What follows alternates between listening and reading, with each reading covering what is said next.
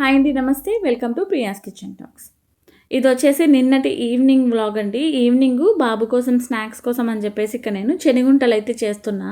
హాలిడేస్లో పిల్లలు ఇంట్లోనే ఉంటారు కదా, కాబట్టి వాళ్ళకి ఏదో ఒకటి స్నాక్స్కి ఇంట్లో చేసిందే ఇవ్వాలని చెప్పేసి నేను చెనిగుంటలు అయితే స్టార్ట్ చేశానండి. ప్యాన్లోకి 1 కప్పు వరకు శనగ్గింజలు వేసుకున్నాను. శనగ్గింజలు లో ఫ్లేమ్లోనే పెట్టి బాగా ఫ్రై చేసుకోండి, మాడిపోకుండా. హై ఫ్లేమ్లో పెడితే పైన వరకు వేగుతుంది కానీ లోపల కొంచెం పచ్చిగా ఉంటుంది. అంత టేస్ట్ కూడా అంత అసలు బాగుండదు. కాబట్టి లో ఫ్లేమ్లో పెట్టి మంచిగా శనగ్గింజల్ని ఫ్రై చేసుకోవాలి. నేనైతే శనగ్గింజల్ని మంచిగా చూడండి ఇక్కడ ఫ్రై చేసుకొని అంతా కూడా ఒక ప్లేట్లోకి తీసుకున్నాను. ఇది చల్లారిన తర్వాత ఇంకా శనగ్గింజలకున్న పైన పొట్టు ఉంటుంది కదా, అదంతా తీసేసేయడమే.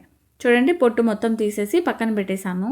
ఇప్పుడు అదే ప్యాన్లోకి మళ్ళీ నేను 2 టేబుల్ స్పూన్ల వరకు నెయ్యి వేసుకున్నా. అసలు మీరు నమ్మరు, నెయ్యి వేస్తే ఎంత మంచి టేస్ట్ వస్తుందో తెలుసా. అసలు పాకం పట్టే పని అసలు ఉండదు. కాబట్టి ఈ ప్రాసెస్ చాలా ఈజీగా ఉంటుంది అప్పటికప్పుడు పిల్లలకి స్నాక్స్ చేసేయాలంటే. నెయ్యి 2 స్పూన్లు వేసిన తర్వాత 3/4 కప్పు వరకు బెల్లం వేశాను. బెల్లం కొంచెం ఎక్కువగా వేశాను. మీరు కావాలంటే 1 కప్పు శనగ్గింజలకి 1/2 కప్పు బెల్లం అయితే సరిపోతుంది. నేను కొంచెం మంచిగా ఐరన్ ఉంటుంది కదా అని చెప్పేసి కొంచెం బెల్లం ఎక్స్ట్రాగానే వేశాను. బెల్లంని కూడా ఆ నెయ్యిలోనే బాగా కలుపుతూ లో ఫ్లేమ్లో పెట్టేసి బెల్లం కరిగేంత వరకు మంచిగా కలపాలి. హై ఫ్లేమ్లో పెడితే మాడిపోతుంది. మీరు అస్సలు టచ్ చేయొద్దండి. బెల్లం చేతి మీద పడితే మాత్రం చాలా బొబ్బలు వచ్చేస్తాయి, చాలా ఎక్కువ కాలుతుంది. చూడండి, బెల్లం కరిగితే సరిపోతుంది. బెల్లం మరీ ఓవర్గా కుక్ చేసేస్తే కొంచెం గట్టిగా అయిపోతుంది.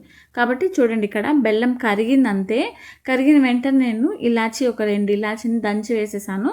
దాన్ని కూడా బాగా మిక్స్ చేసేసి ఇంకా స్టవ్ అయితే ఆఫ్ చేసేసాను. స్టవ్ ఆఫ్ చేసిన తర్వాత మనం ఇందాక పొట్టు తీసి పెట్టుకున్నాం కదా శనగ్గింజలు, ఆ శనగ్గింజల్ని వేసేసి బాగా మిక్స్ చేసేసాను. అంతే అండి. శనగ్గింజల్ని మిక్స్ చేసేసిన తర్వాత కొంచెం గోరువెచ్చగా ఉన్నప్పుడు మాత్రమే పట్టుకోండి. లేదనుకుంటే మీకు అది ఉండలు చేయడానికి కష్టంగా ఉందనుకుంటే ఒక నెయ్యి రాసిన ప్లేట్లో ఒక ప్లేట్కి నెయ్యి మొత్తం బాగా కంప్లీట్గా స్ప్రెడ్ చేసేసి దానిపైన ఇది వేసేసేయండి. అప్పుడు అది కొంచెం గోరువెచ్చగా ఉన్నప్పుడు చాకుతో నైఫ్తో మనము పీసెస్గా కట్ చేసుకుంటే ఈజీగానే వచ్చేస్తుంది.